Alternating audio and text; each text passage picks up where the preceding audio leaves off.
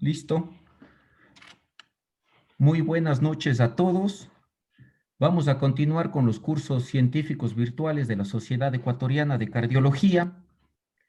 Esta semana con el curso de prevención cardiovascular y cardiopatía isquémica. Esta noche tenemos manejo del dolor torácico en la emergencia, identificación del paciente de riesgo.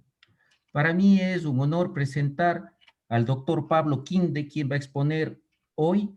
El doctor Pablo Quinde es especialista en cardiología clínica por la Universidad Favaloro y Fundación Favaloro, subespecialista en cardioangiología e intervencionismo por la Universidad de Buenos Aires y Fundación Favaloro, docente de la Cátedra de Cardiología en el posgrado de Medicina Interna de la Universidad de Cuenca y es jefe del servicio de hemodinamia del Hospital Vicente Corral Moscoso. Quería acotar hoy en la noche que para las personas que están ingresando por Facebook Live, por favor, las preguntas pueden ser realizadas solo por Zoom. Entonces, quien quiera participar tiene que conectarse vía Zoom, por favor. Pablito, bienvenido y vamos con tu charla, por favor. Muy buenas noches, muchísimas gracias por la invitación a estos cursos científicos que nos nutren cada vez más nuestro diario vivir.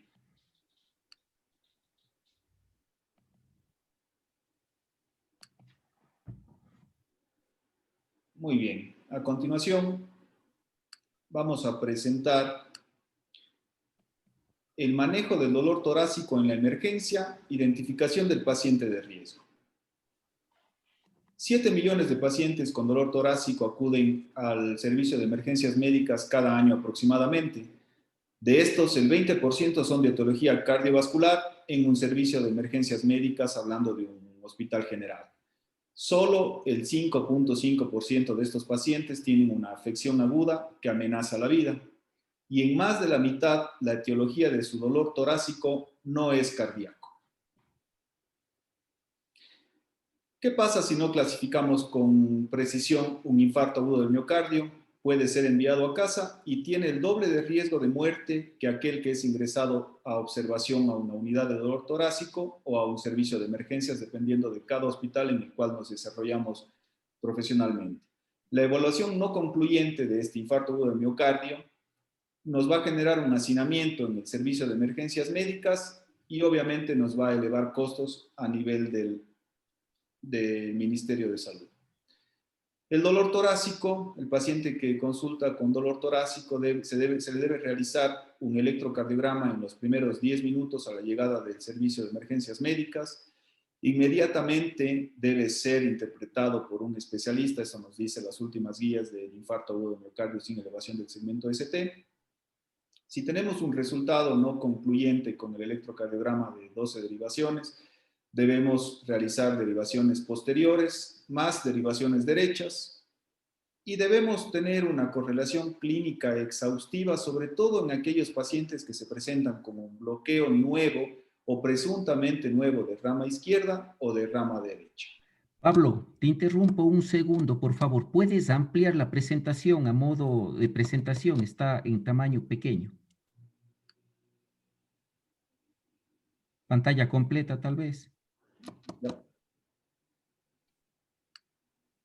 Listo. Perfecto. No todo dolor torácico es infarto agudo del miocardio. En el servicio de emergencias médicas, el actuar médico debe estar dirigido a descartar y tratar patologías que pongan en peligro la vida del paciente. Hemos desarrollado este acróstico para podernos acordar sobre todo las patologías en las cuales el paciente puede producirse un deceso en frente de nosotros estando en el servicio ya de emergencias médicas, como son el tromboembolismo pulmonar, el taponamiento cardíaco, la oclusión coronaria, la ruptura esofágica, un aneurisma disecante de aorta y un neumotórax a tensión. ¿Cómo se va a presentar el tromboembolismo pulmonar? Pues se suele presentar con un TED masivo, sin irradiación, angina sin irradiación, un dolor tipo pleurítico.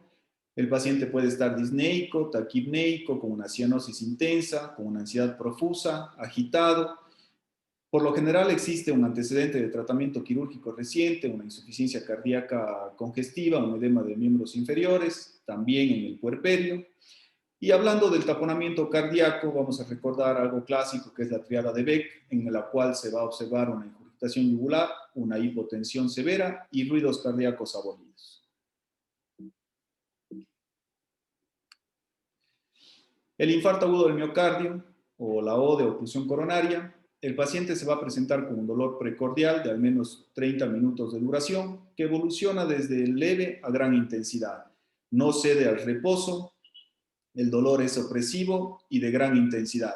Se puede acompañar de náusea, vómito, diaforesis, y el dolor precordial por lo general va referido a uno o ambos brazos, puede estar dirigido hacia la mandíbula o la zona interescapular. La ruptura esofágica, el paciente puede presentar un dolor tóraco-abdominal, el paciente puede presentarse con vómito, hematemesis, enfisema subcutáneo en un 30% de los casos, y peor aún, puede debutar con un shock. El aneurisma disecante de aorta, por lo general el inicio es brusco, el paciente refiere una sensación de desgarro, la duración puede ser hasta horas, el dolor va a estar referido a espalda, flancos, según sea la localización de la disección, y el antecedente principal que solemos ver en los pacientes es de que sea una crisis hipertensiva. Un neumotórax a tensión, el paciente obviamente va a presentar un dolor torácico, puede presentarse disneico, con una ingurgitación yugular, cianótico y peor aún, con una hipotensión arterial. Dentro de la cardiopatía isquémica, la clasificación sería aguda crónica. Crónica es la que normalmente vemos en consultorio. La aguda es de importancia ya que el paciente con una angina inestable puede convertirse en pocos minutos en un infarto agudo del miocardio sin elevación del segmento ST y en pocos minutos un infarto agudo del miocardio con elevación del segmento ST y en pocos minutos una muerte súbita.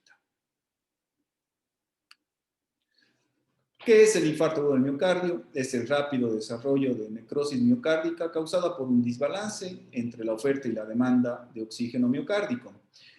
Lamentablemente, 1 de cada 3 personas fallece antes de poder consultar al servicio de emergencias médicas a causa de una arritmia ventricular compleja, ya sea una fibrilación ventricular o sea una taquicardia ventricular sin pulso.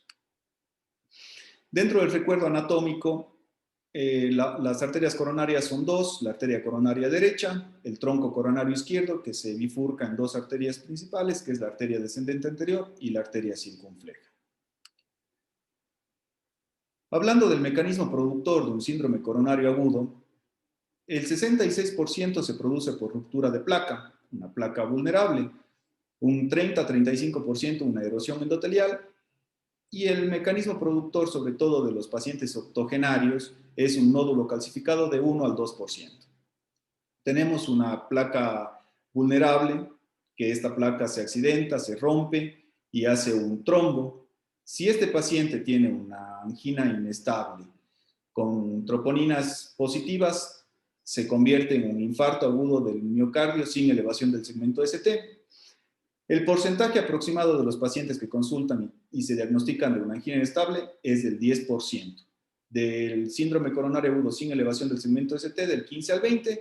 Y cuando esta placa se rompe, se accidenta, hace un trombo y el trombo es oclusivo, se convierte en un infarto agudo del miocardio con elevación del segmento ST, y esto pasa aproximadamente en los pacientes que acuden del 5 al 10%.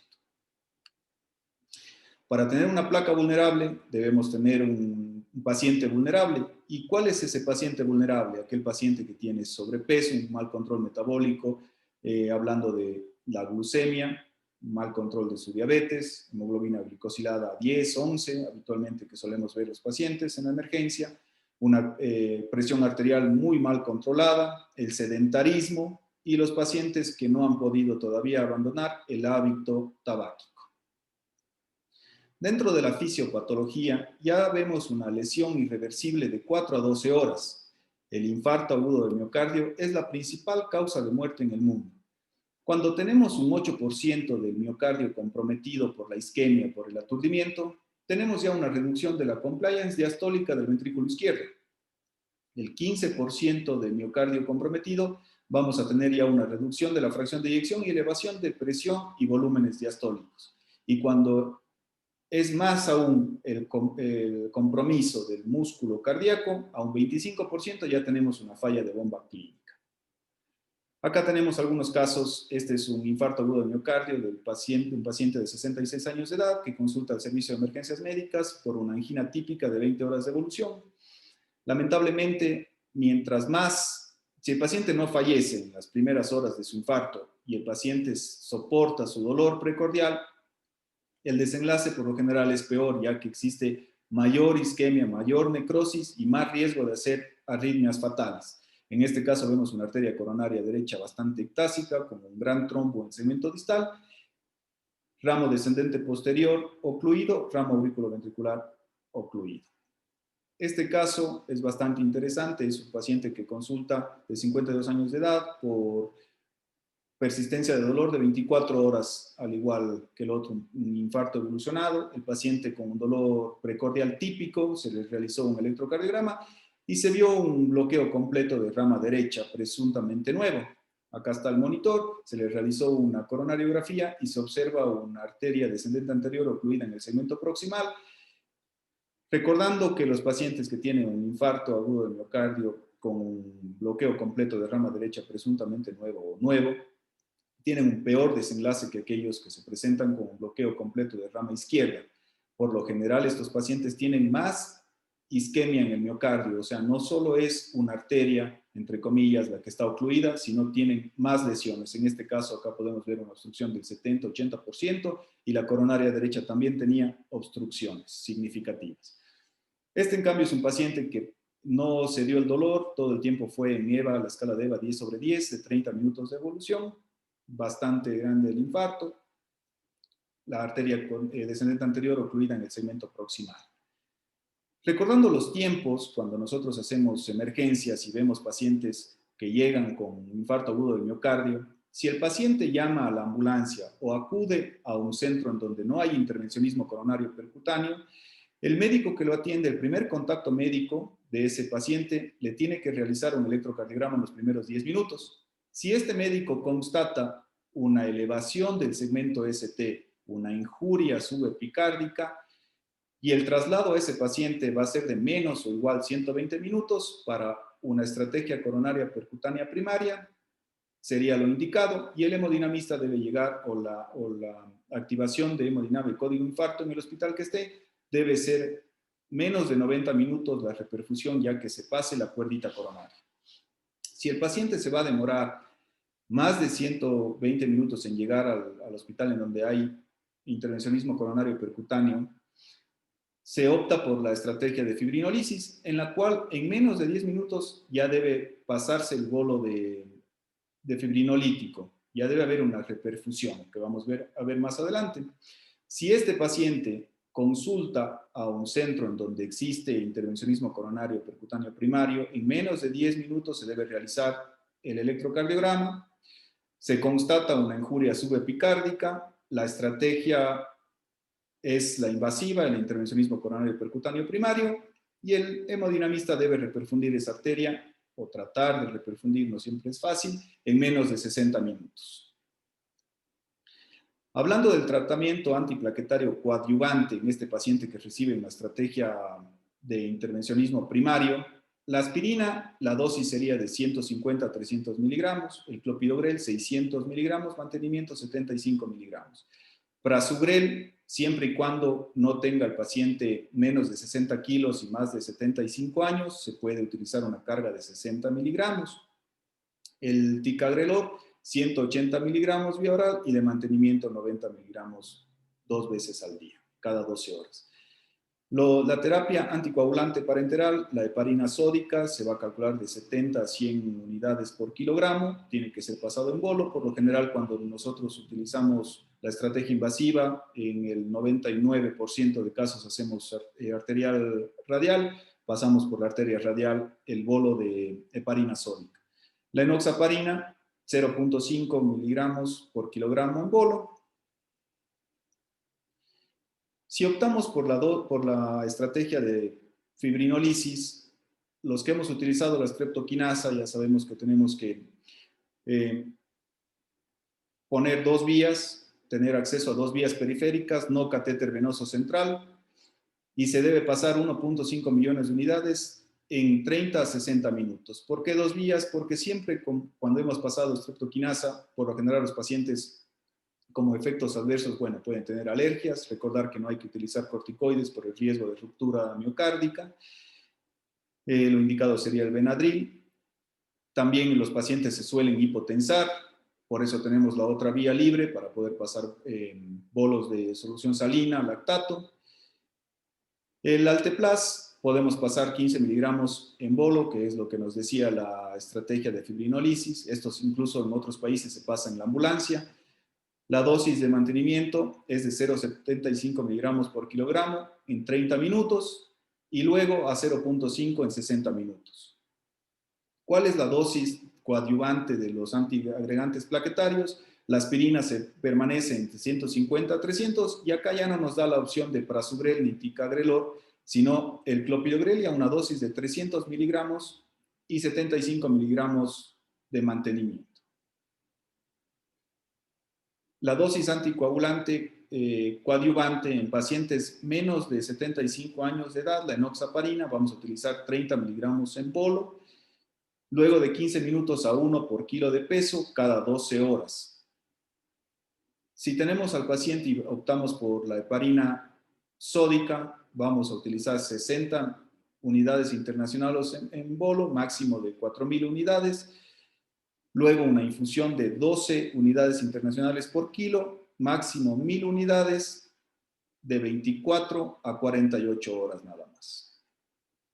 ¿Cuáles son las contraindicaciones de los fibrinolíticos? Las absolutas, que el paciente haya tenido una hemorragia intracerebral, que el paciente haya tenido una historia en cualquier momento de stroke o ACV, que el paciente en los 6 últimos meses haya tenido un ACV, que el paciente tenga enfermedades del sistema nervioso central o neoplasias o malformaciones arteriovenosas, que haya tenido un trauma mayor reciente, una cirugía mayor reciente, una injuria cerebral precedida en el último mes, una hemorragia gastrointestinal igual en el último mes, que se sepa de sangrados, de desórdenes de sangrado, esto sobre todo en mujeres, una disección de aorta y punciones que no sean compresibles en las últimas 24 horas, como son una biopsia hepática y una punción lumbar.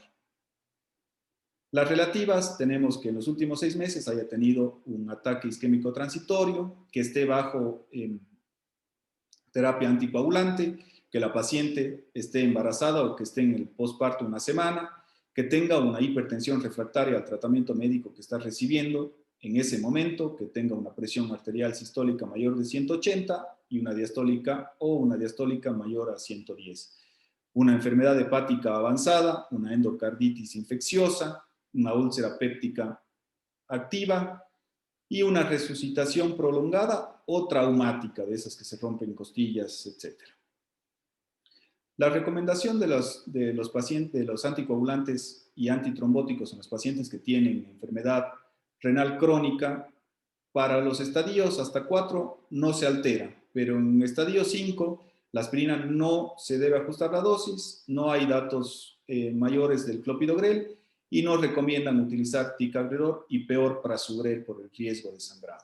Acá tenemos otro caso de otro paciente con otro tipo de infarto. Yo creo que los infartos que más debemos poner atención, porque parecería que no tienen mucha implicancia pronóstica, pero vemos que igual pueden fallecer en los 30 días con infartos fatales. Entonces, es un paciente masculino de 58 años de edad, con factores de riesgo cardiovasculares, sedentarismo, sobrepeso, estrés, tabaquista, con antecedentes de angina inestable hace 13 meses, que fue tratado con colocación de un stent farmacológico en la arteria coronaria derecha. Suspende su doble antiagregación plaquetaria hace 8 días por sangrado gingival. No es una indicación, pero hay pacientes que no consultan a su médico de cabecera y hacen cosas que no deberían hacer, por lo cual luego pasan cosas que no deberían pasar.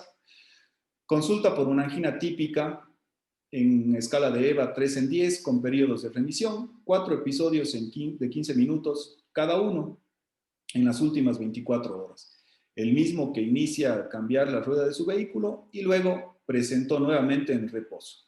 Al examen físico, el paciente se encuentra con normotenso, con una frecuencia cardíaca de 100 latidos por minuto, afebril, con una saturación de 97%, un FiO2 de 21%, los ruidos cardíacos rítmicos, sin soplos, pulmones ventilados, sin signos de insuficiencia cardíaca, y al llegar al servicio de emergencias médicas, su molestia cede. Dentro de las guías europeas últimas, nos hace un diagnóstico diferencial, lo que está en negrito, la parte más común que podemos presentar. Dentro de la parte cardíaca, la pericarditis, las cardiomiopatías, las taquiarritmias, insuficiencia cardíaca, emergencias hipertensivas, estenosis valvular aórtica, es una angina muy típica, síndrome de Takotsubo, espasmos coronarios, sobre todo en mujeres, y el trauma cardíaco. Dentro de la parte pulmonar, el tromboembolismo pulmonar, el neumotórax a tensión vascular, la disección aórtica, gastrointestinal, la esofagitis, el reflujo o el espasmo gastroesofágico. Dentro del ortopédico, los desórdenes musculoesqueléticos y en otros, los desórdenes de ansiedad, que también se puede presentar, sobre todo mujeres con mucha ansiedad y dolor de pecho.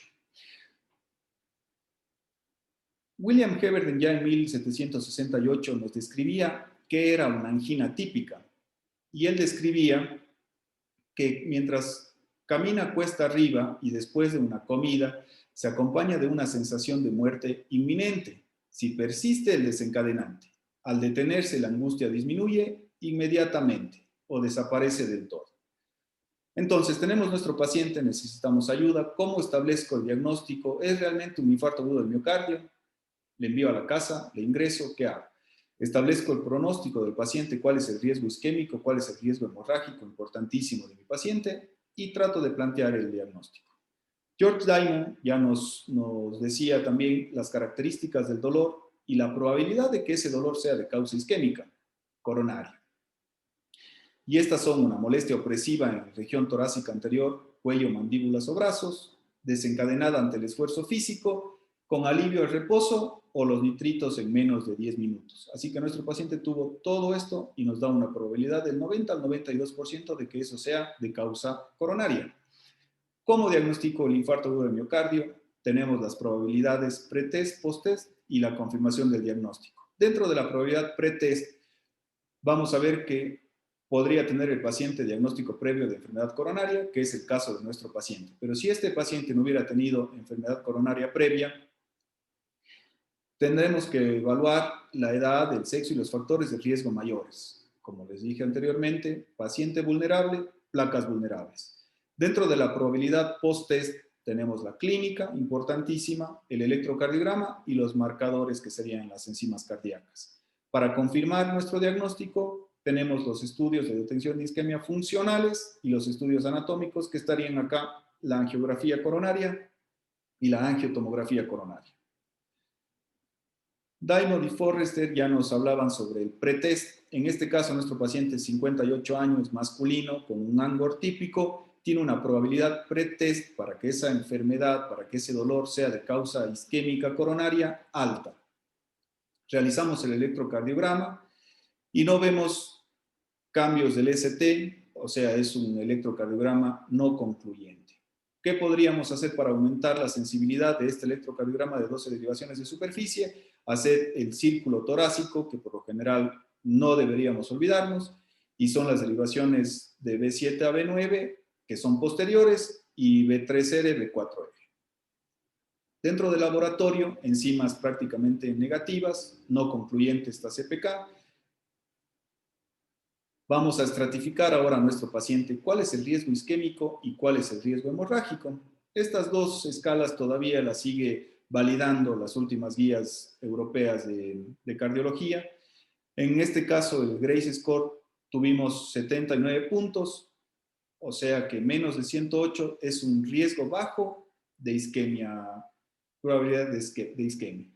Un CRUSADE de 8.9, recordando que un alto riesgo es mayor a 40 y un muy alto riesgo mayor a 50. Estas escalas están a disposición de todo el mundo. Ahora con los smartphones podemos descargarnos y si no, entrar por Google y ver el riesgo que tiene nuestro paciente isquémico versus el riesgo hemorrágico de nuestro paciente, y esto es importante.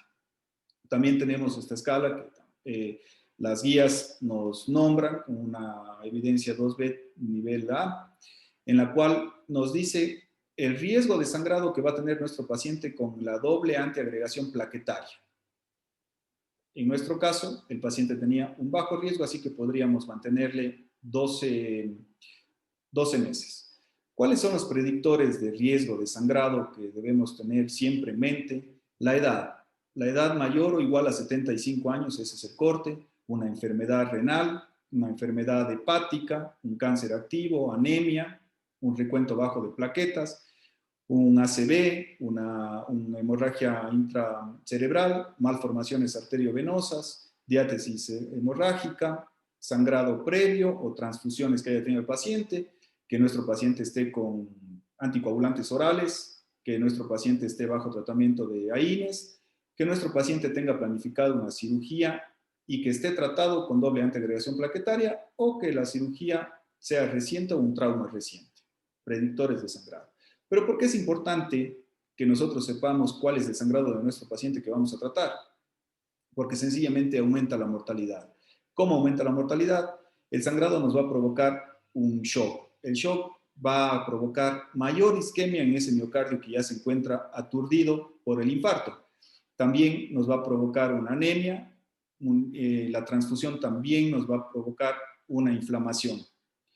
Si nosotros transfundimos a nuestro paciente, provocamos inflamación. Si nosotros tenemos un paciente que sangra un gastrointestinal, le decimos al gastroenterólogo que necesitamos una endoscopía, el gastroenterólogo lo primero que va a querer hacer es descontinuar la enoxaparina que esté recibiendo en ese momento el paciente, que le suspendamos los antiagregantes plaquetarios. Entonces, uno como hemodinamista o hemocardiólogo que tal vez trabaje en una unidad coronaria, en una terapia intensiva, nos cruzamos de brazos y no sabemos qué hacer porque sabemos que estamos entre la espada y la pared. Si descontinuamos los antiplaquetarios, tenemos el riesgo de una trombosis de stent que tiene un riesgo de mortalidad aproximadamente de 30 a 40%. Entonces, sí es importante conocer el riesgo de sangrado, a quién vamos a tratar, con qué vamos a tratar, ya que aumentamos la mortalidad. Así que a nuestro paciente, dado su cuadro clínico, le comentamos que era necesario ingresarle. El paciente siempre tiene miedo, tiene recelo. Nos comunica que si no le podemos enviar a su casa con una aspirinita nada más. Entonces, al paciente hay que ser enérgico porque hay temas legales cuando los pacientes no obedecen también al médico cardiólogo que le está viendo, en nuestro caso. Así que le comentamos que tenía que ser ingresado y luego de varios exámenes posiblemente él vaya a necesitar una coronariografía, así que la familia acepta. Es ingresado con un diagnóstico de una angina inestable tipo 2B. Dentro de la internación, luego de 3 horas, vuelve a presentar el dolor, escala de EVA 6 en 10, pero en este momento ya tenemos cambios dinámicos del segmento ST en la pared inferior, D2, D3 y ABF. Claramente podemos ver con esta línea que le puse acá para que sea más evidente el infradesnivel o la injuria subendocárdica que en ese momento nuestro paciente estaba cursando. Pero ¿cuál es la sensibilidad del electrocardiograma en el dolor torácico agudo? Cuando tenemos una inversión de la onda T acompañado de dolor es un 32%, infradesnivel 48%, elevación del segmento ST un 81%, y cambios dinámicos del ST, un 89%. Así que se realizó una coronariografía, acá podemos ver una proyección oblicua izquierda para ver la coronaria derecha, vemos en el segmento distal un stent y vemos una restenosis infrastent. Y si vemos con más detenimiento, podemos observar dos masas redondeadas compatibles con trombos, en esta parte de acá, que se están moviendo. Entonces, ¿qué pasó con nuestro paciente? Nuestro paciente posiblemente tuvo algo que se llama una neoaterosclerosis y ya se ha visto varios años que puede haber un nexo de la neoaterosclerosis con reestenosis y trombosis del stent. Así que este paciente tenía que ser sometido, obviamente, a una angioplastia coronaria. Antes se vio las otras arterias, se vio la arteria circunfleja con irregularidades leves, la arteria descendente anterior, con sus ramos septales, con sus ramos diagonales, con ateromatosis difusa, de grado leve a moderado. Se ve el lecho distal de la arteria coronaria derecha. Esto forma docente nada más, como se ve un stent con una trombosis. Acá es un stent clear para poder ver en dónde vamos a colocar el stent y hacer la postdilatación de los stents que estamos poniendo y cómo queda el stent. Se realiza una angiografía final y vemos un flujo TIMI 3 de la arteria coronaria derecha, ya sin los trombos, con un buen calibre del segmento distal de la arteria coronaria derecha. Dentro de las últimas guías de la Sociedad Europea de Cardiología, nos proponen un nuevo algoritmo en los pacientes que tienen un síndrome coronario agudo sin elevación del segmento ST. Obviamente, si el paciente tiene dolor de pecho, se sospecha de un infarto agudo del miocardio, se realiza un electrocardiograma y tiene un supradesnivel o el paciente ha sido encontrado en una parada cardiorrespiratoria, ese paciente debe ser ingresado inmediatamente, monitorizado y debe recibir una estrategia precoz de coronariografía.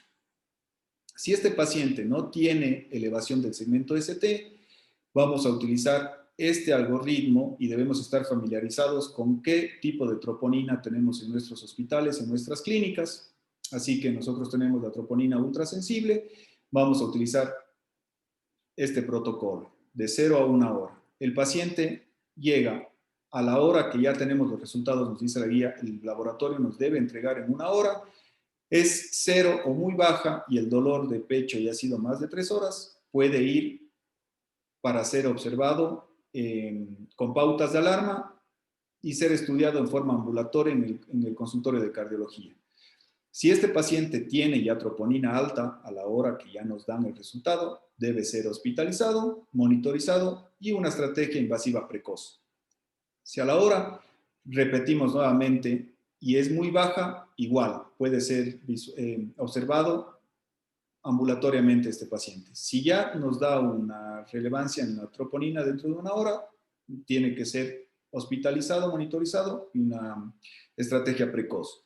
Cualquier otra presentación que tenga el paciente con respecto a la troponina, se puede hacer un ecocardiograma para buscar trastornos segmentarios de la motilidad del ventrículo izquierdo, recordando que primero, antes de los cambios electrocardiográficos, se dan los cambios en el miocardio y pueden ser vistos con el ecocardiograma.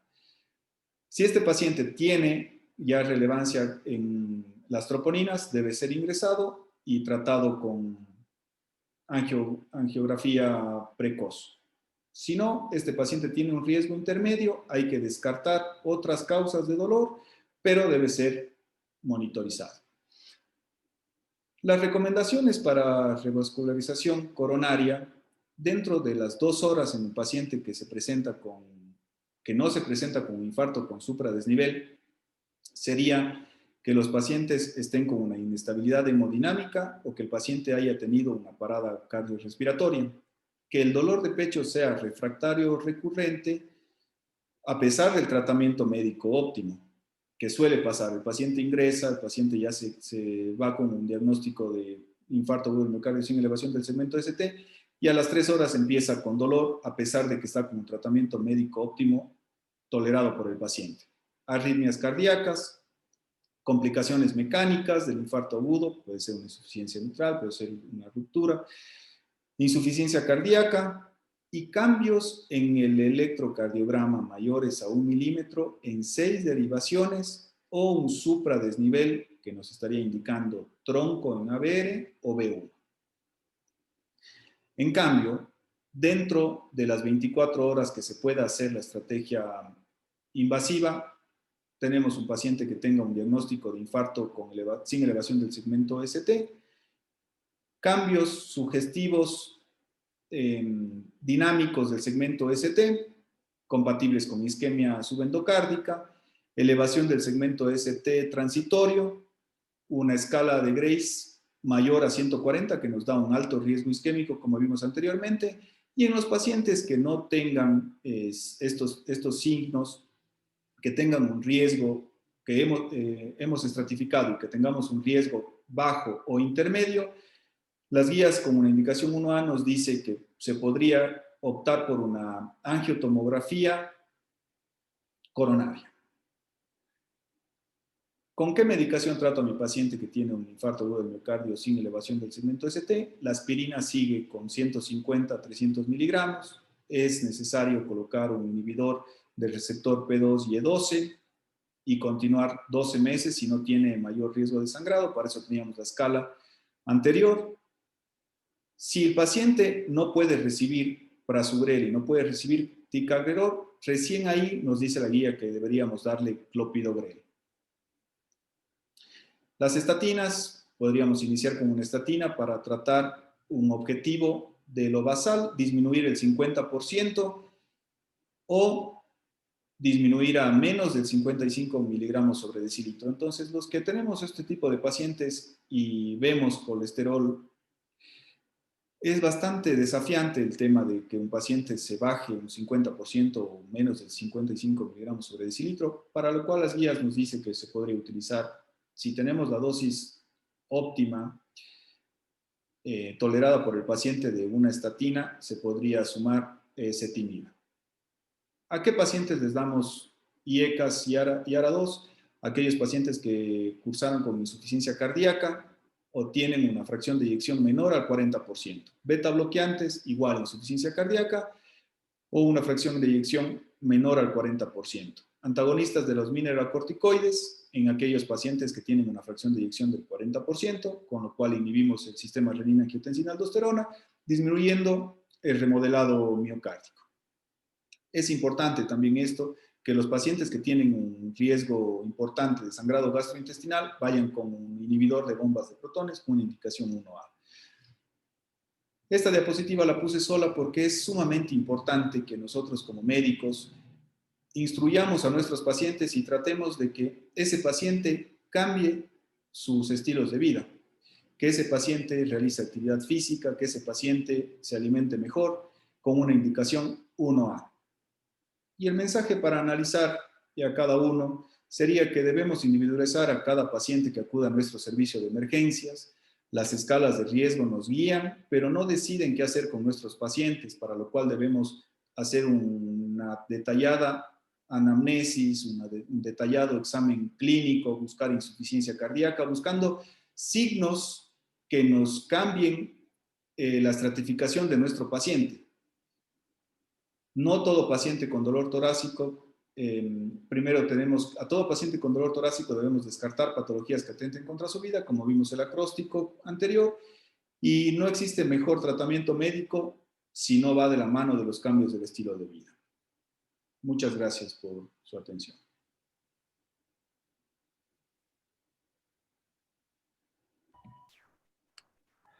Muy bien, Pablo, muchísimas gracias por esa presentación. Vamos a dar inicio a las preguntas.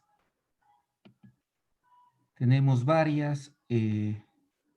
Vamos con una pregunta del doctor Juan Vintimilla. En el síndrome coronario agudo, tipo infarto sin elevación del ST, las guías europeas dan prioridad en el diagnóstico a la troponina ultrasensible y queda de lado la CPK-MB. Igualmente, en pacientes de bajo riesgo recomiendan estudios diagnósticos como la angiotomografía. ¿Cuál es su opinión? ¿Podemos aplicar estas recomendaciones en nuestro medio? Gracias. Sí, buenas noches, doctor. En realidad es lo que comentaba, ¿no?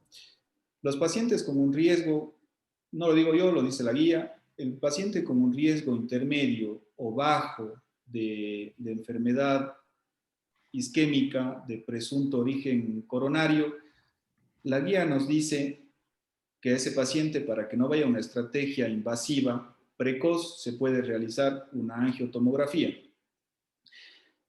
La respuesta sería en nuestro medio, en Cuenca como tal, ¿qué hospital o qué clínica tiene esa disposición de que se pueda realizar una angiotomografía, a no ser que sea un riesgo muy bajo del paciente? O sea, tenemos la guía que nos dice que se puede realizar una angiotomografía. Yo como hemodinamista, para mandarle a hacer una angiotomografía tendría que ser un riesgo sumamente bajo y posiblemente ya ni siquiera en el servicio de emergencia como estamos viendo, de manejo de dolor torácico, sino ya por consulta externa, siempre y cuando tenga el riesgo bajo. Las guías con este nuevo protocolo de troponina ultrasensible, la cual tenemos en el Monte Sinaí, ya no valora que tengamos que hacerle la CPK o la CKMB. ¿Por qué? Porque no se elevan esas enzimas en una hora. Entonces, ¿para qué vamos a hacer, así como nuestro paciente que tenía un resultado no concluyente de una CPK sola, vacía, huérfana, entonces que no nos ayuda a estratificar el riesgo?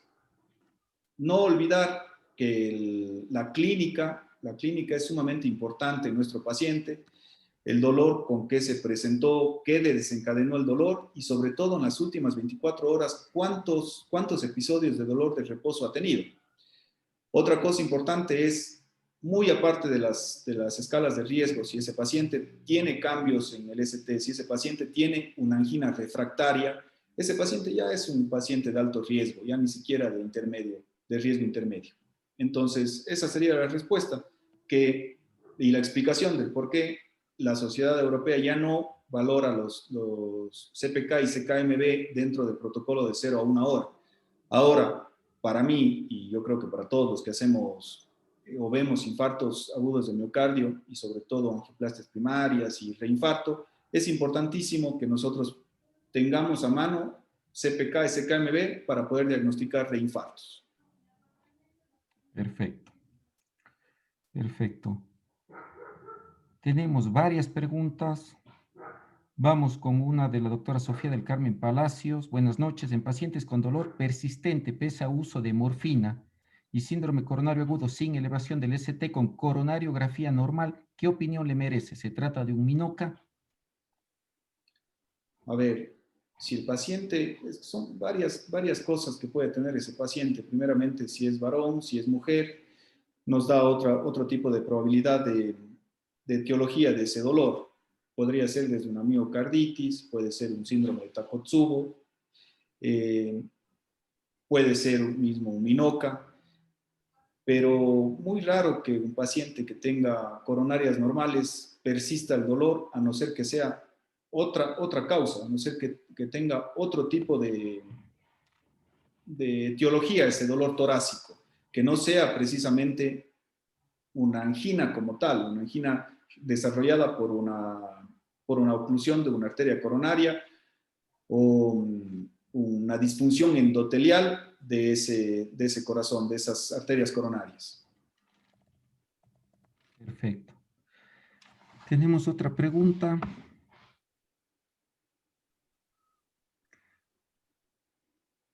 Todos tienen una pregunta muy interesante, ¿no? La falta de fibrinolíticos, aunque ese es un tema que mañana vamos a tocar a más a profundidad, pero muchos doctores nos están preguntando, ¿qué hacemos con un paciente en un hospital cantonal con dolor precordial, un electrocardiograma con supradesnivel, apenas 2 horas de evolución y en el momento no existe ni espacio físico ni medicamentos? Imagínate. Bueno, ahí estamos hablando ya de un problema de salud pública, lamentablemente, no solo de nuestro país, sino de muchos países de Latinoamérica, yo creo que la mayoría. El tema es que nosotros deberíamos luchar para que existan fibrinolíticos en un hospital básico, porque nosotros vemos pacientes que tranquilamente que podrían tener menos repercusión hemodinámica, menos secuela de lo infarto agudo del miocardio si se trombolizaran en 30 minutos, como suelen llegar esos pacientes, y no que lleguen después de 10 horas, de 8 horas, de 12 horas, para hacerse una angioplastía primaria.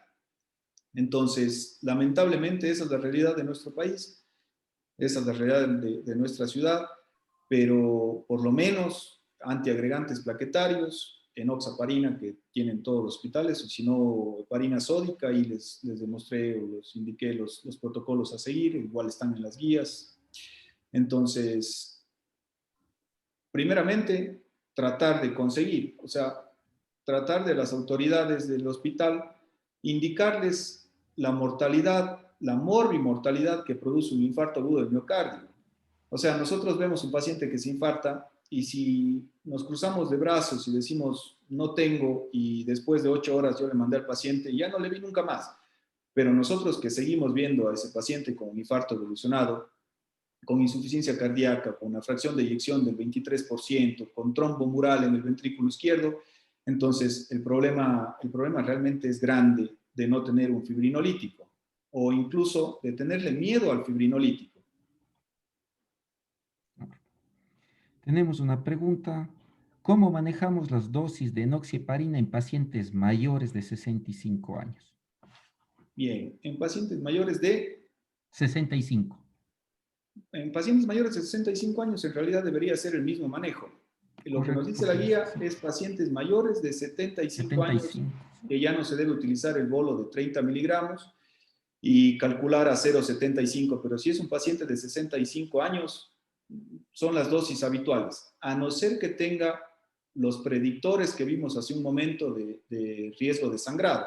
Entonces ahí sí podríamos utilizar la dosis, ya no el bolo, y la dosis de 0,75 miligramos por kilogramo de peso, o posiblemente que el paciente tenga una insuficiencia renal, entonces ya no le pasamos a cada 12 horas en el mantenimiento, sino una vez al día nada más. Correcto. Continuamos con preguntas de los doctores que trabajan fuera de hospitales grandes. Nos pregunta Ariel Quesada sobre, sabiendo que en el ambiente extrahospitalario es difícil el acceso a la morfina, ¿qué otro medicamento usted usará para el manejo del dolor? En realidad, lo que está indicado en los pacientes con infarto agudo del miocardio es nitroglicerina. Si no pasa con la nitroglicerina, morfina. Si no tengo nitroglicerina, no tengo morfina, en realidad paracetamol, que es lo que se puede dar a ese paciente. Recuerden que el manejo prehospitalario es importantísimo para uno que hace la angioplastía primaria y sobre todo el paciente está en rango de tiempo, que ese paciente sea viable, que ese paciente llegue pronto y llegue bien. Ujú. El doctor Diego Iglesias, ¿qué experiencia se tiene en nuestro medio o experiencia personal sobre la resistencia al clopidogrel? A ver, lamentablemente, primeramente no se hace test de, para ver si un paciente tiene o no tiene resistencia al clopidogrel. Entonces, la experiencia vendría a ser nula, a no ser que el paciente tenga una trombosis intrastent aguda, ¿sí? Que está indicado o que es una causa, la resistencia al clopidogrel, y pueda llegar ese paciente nuevamente a la sala de cateterismo y nosotros constatar que los strats del stent estén bien aposicionados, o sea, no haya sido una falla técnica del hemodinamista, sino que realmente se trombosó porque el paciente no es respondedor al clopidogrel. Y ahí sí, utilizar otro antiagregante plaquetario. Recordando que hace un momento estábamos conversando de los antiagregantes plaquetarios que le ponen al clopidogrel como tercera opción. O sea, si el paciente no puede recibir ticagrelor, prasugrel que no tenemos, ahí recién el paciente debería recibir clopidogrel. Entonces, esa es una manera también de nosotros evitar el tema de, empíricamente, de que el paciente pueda o no pueda ser respondedor al clopidogrel. Bien. Doctor Edison Giovanni Rodríguez nos pregunta, buenas noches, doctor Kinden, un paciente anticoagulado con warfarina o los nuevos anticoagulantes orales de manera crónica, el manejo del síndrome coronario agudo, ¿cómo varía? Bueno, aquel paciente que ya está con un anticoagulante oral, digamos que este paciente tenga una fibrilación auricular, que está recibiendo warfarina, una fibrilación auricular permanente, se infarta. A este paciente nos dice la guía que ya no debemos pasarle, si está con un INR mayor o igual a 2.5, ya no deberíamos pasarle heparina sódica. Otra cosa que nos da la guía es de que como como nosotros vamos a hacer una angioplastía y tenemos que inhibir varias cosas de la cascada de la coagulación, el tromboxano A2, la aspirina, el inhibidor P2 y E12 puede ser las tienopiridinas. Sí o sí, una semana debe estar con los tres, con los dos antiagregantes y con el anticoagulante oral por su fibrilación auricular. Para disminuir el riesgo de hemorragia, utilizar siempre que se pueda el acceso radial. Luego de una semana, suspender la aspirina y la guía nos dice que ese paciente se podría quedar con el clopidogrel. Acá nos evalúa mucho, nos avala mucho el clopidogrel y el anticoagulante oral. Entonces ese sería un manejo especial, pero se queda con clopidogrel. Primera semana, aspirina, clopidogrel, anticoagulante oral. A la siguiente semana se puede suspender la aspirina, se quedaría con clopidogrel y con el anticoagulante oral. Y si el paciente tiene un riesgo de sangrado muy alto, paciente con insuficiencia renal, paciente con trastornos, como vimos hace un rato en la diapositiva, enfermedades hepáticas, etcétera, después de 1 mes a 3 meses se puede dejar tan solo con el anticoagulante oral. Recuerden que este tipo de pacientes son los que nos ponen entre la espada y la pared. Evaluar el riesgo hemorrágico y el riesgo isquémico. Y realmente el riesgo isquémico es bastante feo cuando un paciente hace una hemorragia intracerebral o el paciente hace una hemorragia gastrointestinal y no se muere por el infarto y se muere por la hemorragia. Entonces es muy importante la pregunta que hace el doctor porque son pacientes que vemos no habitualmente, pero cuando lo vemos debemos tratar de manejarlo bien, manejarlo adecuado a los estándares que nos están dando las guías e individualizando al paciente. Perfecto. Tenemos aún preguntas en pacientes, doctora Sofía del Carmen Palacios, en pacientes con antecedentes de infarto. ¿Cada qué tiempo se debe hacer analítica de lípidos y qué tan recomendable es prescribir rosuvastatina y qué tiempo debemos mantener las estatinas? ¿Es de por vida o existe alguna estrategia de menor tiempo? Bueno, en realidad, yendo a la fisiopatología del infarto agudo de miocardio, es un proceso inflamatorio. Las estatinas no solamente actúan para disminuir el colesterol, sino las estatinas ya está más que demostrado que tienen un efecto pleiotrópico que estabiliza la placa, que disminuye la inflamación. Entonces, el paciente, tenemos toda la robustez de la evidencia científica que ese paciente debería estar toda la vida con una estatina. 1. 2. Si nosotros vemos que de 4 a 6 semanas no está en metas su colesterol, sobre todo su LDL, tenemos que sumar a nuestra estatina potente, que podría ser atorvastatina, podría ser rosuvastatina, ezetimiba. Entonces, nosotros vamos viendo cada 4 o 6 semanas cómo va el perfil lipídico. Perfecto. El doctor Fabián Alejandro Swing, ¿cuál es el tratamiento de un infarto de ventrículo derecho? Bueno, el tratamiento del infarto del ventrículo derecho, estamos hablando primeramente que el paciente tiene si es dominante la coronaria derecha, se infartó o se ocluyó la coronaria derecha en un segmento ostial o proximal, en el cual ya existe compromiso del ventrículo derecho. Este paciente se puede encontrar con insuficiencia cardíaca derecha. Al paciente le tenemos que manejar con líquidos porque este paciente está disminuido la precarga. Si nosotros tenemos disminución de la precarga, este paciente se va a chocar porque el mejor amigo del ventrículo izquierdo es el ventrículo derecho, así que debemos manejarle o priorizar el manejo con líquidos antes de cualquier otro manejo clínico, digámoslo así. Y obviamente tratar de repermeabilizar la arteria coronaria derecha si es la dominante, lo más pronto. Perfecto. Casi las 9. Muchísimas gracias a todos por sus preguntas. Excelente presentación, doctor Pablo. Que nos continúen acompañando esta semana. Tenemos el día de mañana aún y esta semana y la próxima. Les esperamos a todos y gracias por sus preguntas y participación. Una buena noche con todos. Muchas gracias. Hasta luego.